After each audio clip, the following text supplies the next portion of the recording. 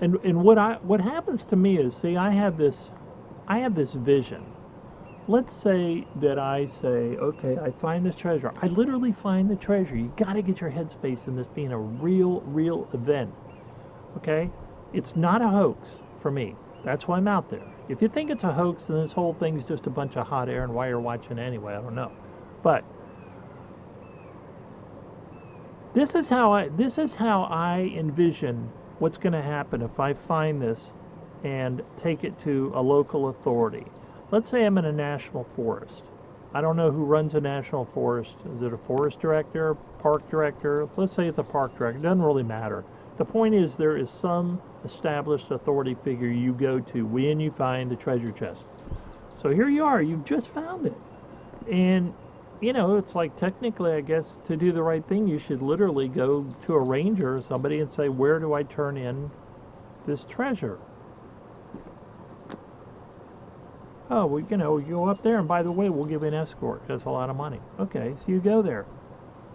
What do you think's going to happen when you walk in with a treasure chest? And of course, you're saying, you know, I found this, and it's mine, and Forrest Fenn said it's mine, and there's a title to the gold, and blah blah blah blah blah. But I'm reporting it to you, and they're like, well, that would be because you found it on forest property, right? And you go, well, yeah, I found it at such and such, and they go, oh. Well, hey, Jake, could you come in for a second? And in comes Jake, the big park ranger, with a pistol.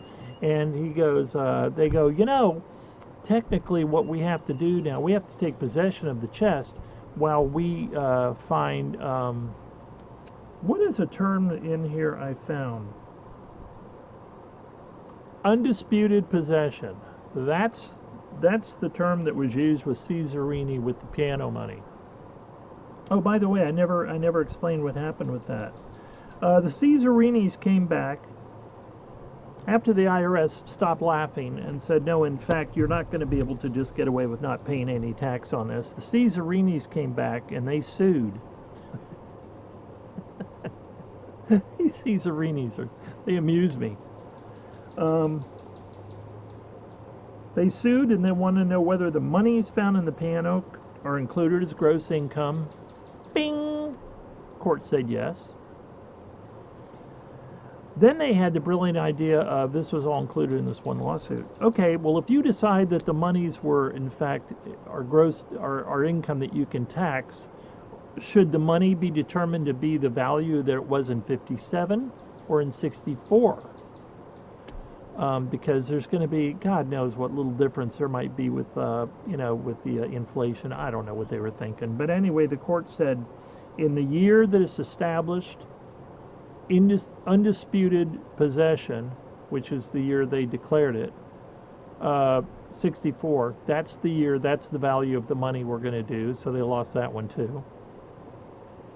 And then they wanted to try to do capital gains. They said, okay, well, in that case, can we use capital gains tax, which I guess is a little lower than, capital gains is basically exactly what it says. It's the gains that you've made on property and possession. So I guess it's, I don't know what is capital gains now. I have stocks, but I don't really keep track of the capital gains on. I want to say 20, 15, 20. They're all messing with it. It doesn't matter. They said, no, it's not capital gains anyway. It is income. It's income. I am planning on, if I find this treasure, when I declare it, that it's going to be considered income. That's just my plan. Here's the part, though, that gets complicated. Now, this is an ethical decision, and it goes back, let me finish my thought about the park ranger.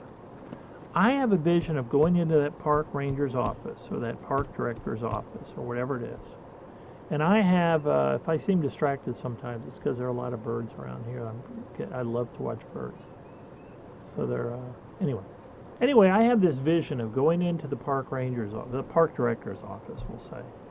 And I'm just, hauling along my $3 million chest of jewels and gold and bracelets and necklaces, etc. And I'm going, I was down at the Blue Bend or whatever, and I found this treasure chest, and maybe you've read about it. It's Forrest Fenn, and he told me I could keep it if I find it, and they're going to say, Blue Bend, Blue Bend, that would be on park property, right? And I go, well, yeah, that's why.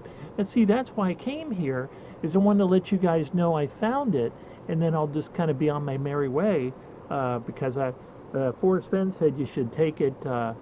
He wants to get a bracelet back. He's going to pay me for, and then he said I should take it home and wherever I live and put it in a deposit box for 30 days, and then take it from to get a good lawyer. And they're going to be like, give us the box. Give us the treasure chest, please. You're gonna, no, you don't understand. They're going to look. You found it on park property. Folks, I'm telling you, call me a cynic.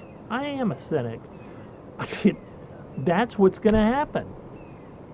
You're going to find this treasure people have been looking for 8 or 9 years. By the way, I'm so glad I found this place. I can raise my voice, and pretty much nobody's going to find me because I've got such a wonderful little spot here on the Saluda River. But you know they're going to say, give me the box. Give us the chest. You found it on park land, and we will then investigate, and then we will come to a conclusion as to undisputed possession.